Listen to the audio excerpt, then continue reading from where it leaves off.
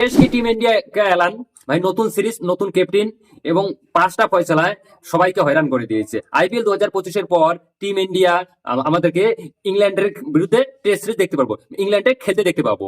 মানে ওই সিরিজের আগে টিম ইন্ডিয়ার স্কোয়াড নিয়ে মানে এমন কিছু খবর আসতেছে সেটা সবাইকে হয়রান করে দিতেছে। মানে চলো দেখে এসে কি পুরো খবর।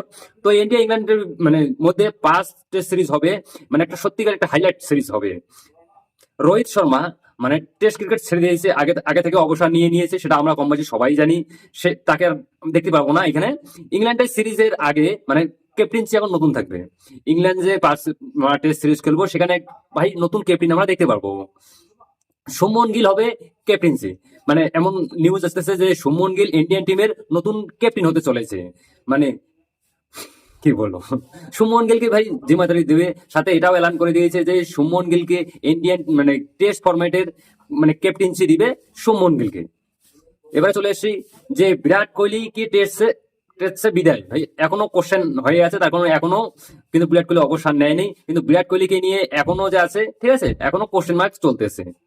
তাহলে কি বিরাট কোহলি অবসর নিতে চলেছে, টেস্ট ক্রিকেট থেকে বিরাট কোহলি বিদায় হইতেছে, এটাও কিন্তু এখন কোশ্চেন হয়ে আছে। বিরাটকে কি হারাতে চায় বিরাট গৌতম গম্ভীর? যে টিম ইন্ডিয়া যে আমাদের হেড কোচ রয়েছে গৌতম গম্ভীর, সে কি বিরাট কোহলিকে হারাতে চায়? মানে আজ গৌতম গম্ভীর কি বদলা নিতে চায় বিরাট কোহলির সঙ্গে, যে বিরাট কোহলির মানে ক্যাপ্টেন্সিতে গৌতম গম্ভীরকে হারিয়ে দিয়েছিল, আর গৌতম গম্ভীর সেই সঙ্গে কিন্তু পারফরমেন্স খুব ডাউন ছিল। আর আজকে ওই বদলা কি গৌতম গম্ভীর নেবে বিরাট কোহলির সঙ্গে? কেন ইন্ডিয়ান টিমে বিরাট কোহলি সারা থেকে ইংল্যান্ডে যে জিততে পারবে? আর ঋষভ পান, আমাদের যে ঋষভ পান রয়েছে লাখনৌ ফ্র্যাঞ্চাইজি খেলছে, 27 কোটি টাকা কিনছে। আর ঋষভ পান হতে পারে ভয়েস ক্যাপ্টেন ইংল্যান্ড সিরিজে, টেস্টের আর কি।